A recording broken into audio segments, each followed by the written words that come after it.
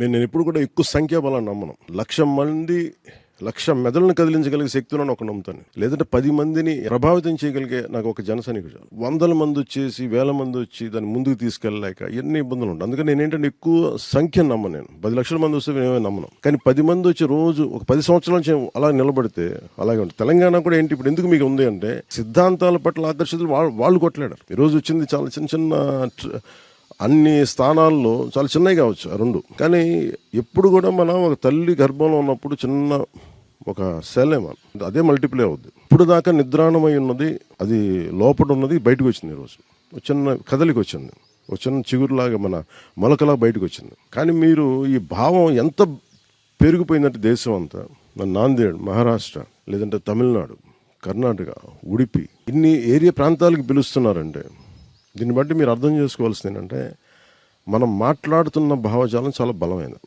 This is what 21st century needs. 21వ శతాబ్దానికి ఇది రైట్ ఐడియాలజీ.